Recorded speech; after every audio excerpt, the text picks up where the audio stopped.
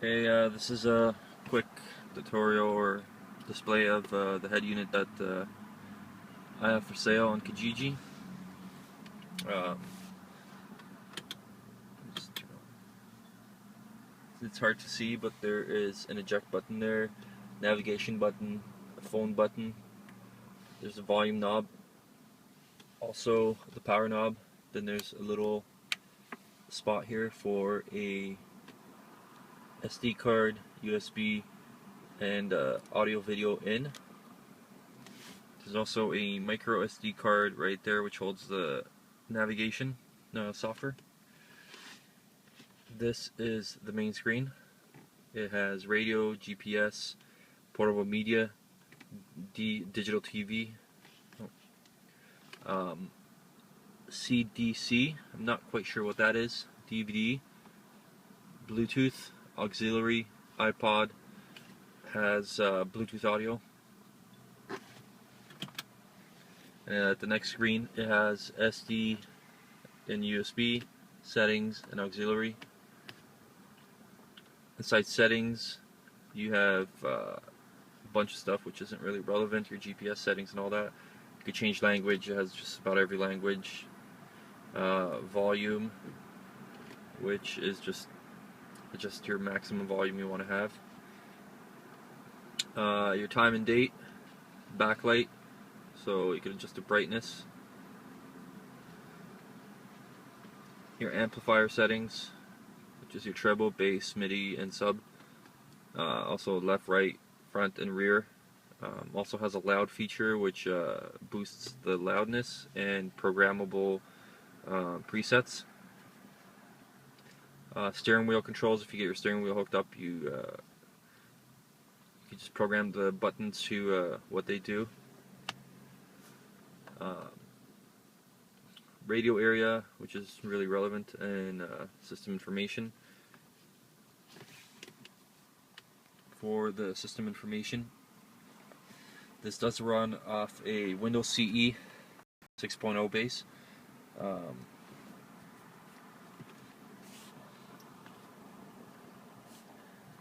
Alright, back to the main screen. I'll show you the radio feature. You could swipe. You could just use the buttons down. Oh, sorry. You could swipe. Oh, pushing the wrong things.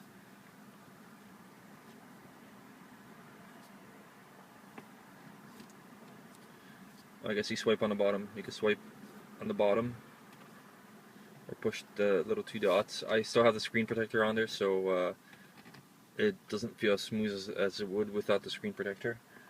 Anyways, in the radio, that's the radio. You have your presets on the bottom. You have 3 settings for FM, 2 for AM.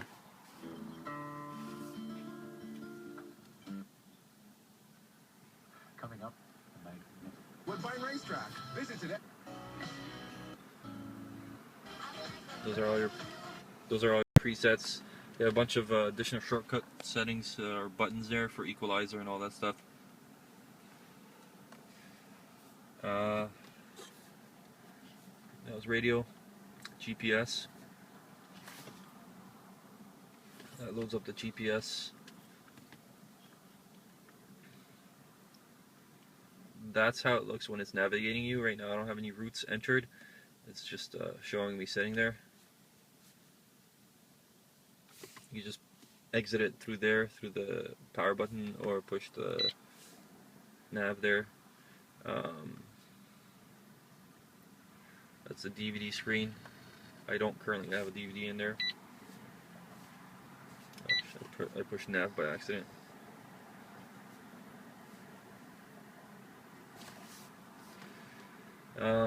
For iPod, Bluetooth audio, you have this feature,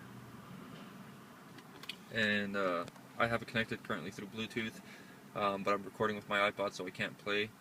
But pretty much, just if you know what it is, it streams your audio from your iPhone or whatever device you have with Bluetooth wirelessly to the head unit.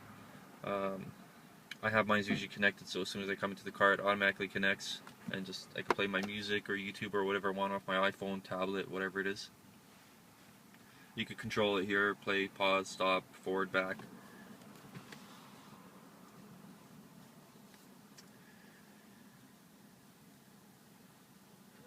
Another thing, it has this option here where you can just change the display a little bit. You could have time that shows in half the screen's your icons, the other half is time.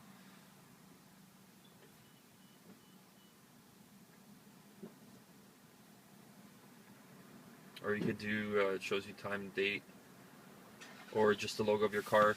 Right now I have this logo selected. I'm not sure what car that's for. It's I think it's a European car, but there's a lot of logos you could have selected for your car. There's Nissan, there's Ford, and all those other cars.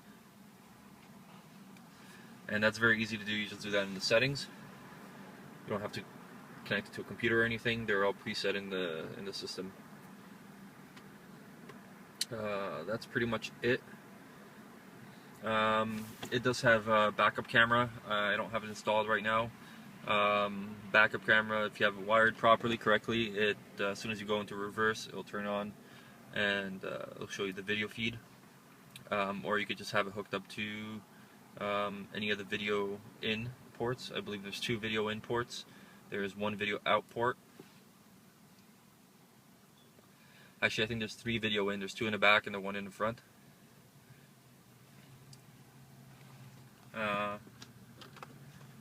It could support up to a 32 gigabyte SD card, so you could pop that in there with your music, videos, pictures, whatever you want.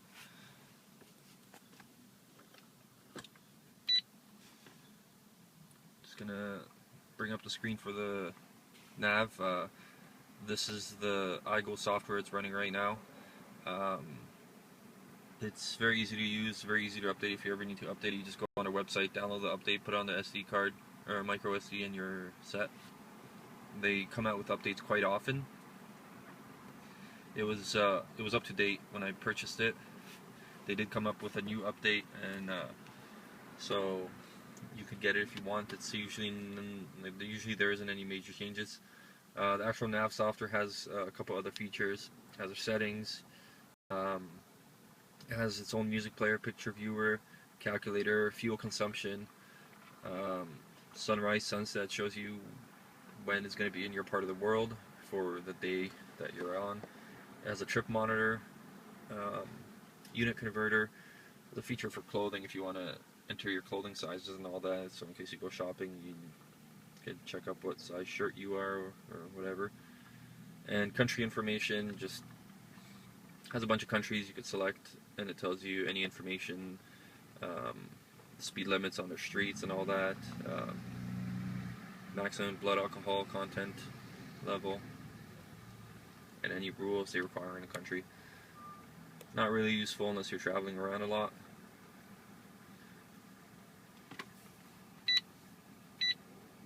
That's the phone setting or screen.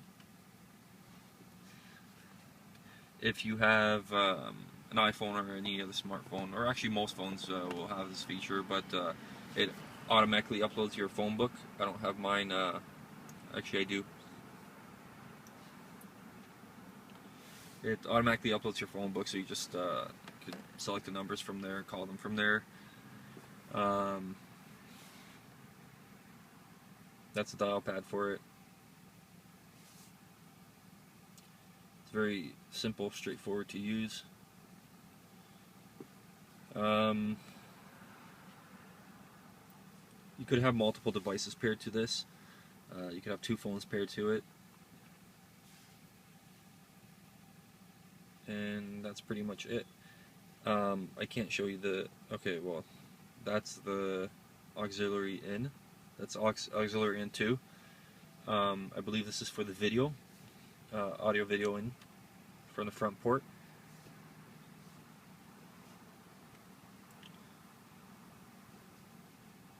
Then there's the first auxiliary, which I think is just the audio. I think that's the one from the rear, just a normal audio cable. It does have an iPod feature right there.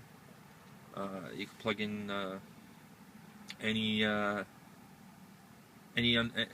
iPod or iPhone under the 4th generation and under.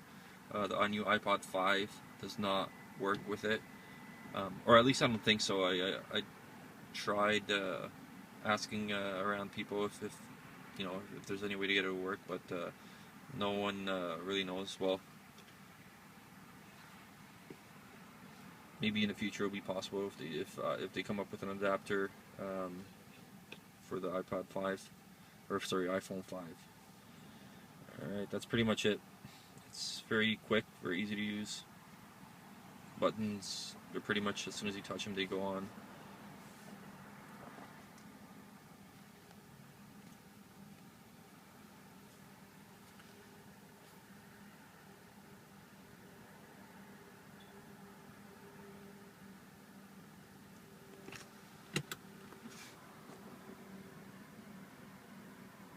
Trying to get you a better, there you go.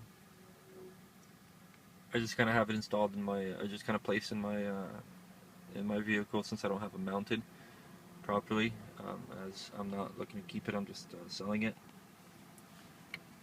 There's the ports for SD card and USB audio video.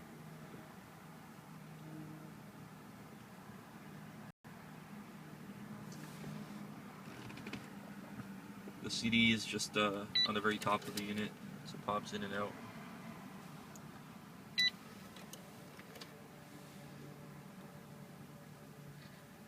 And that's it.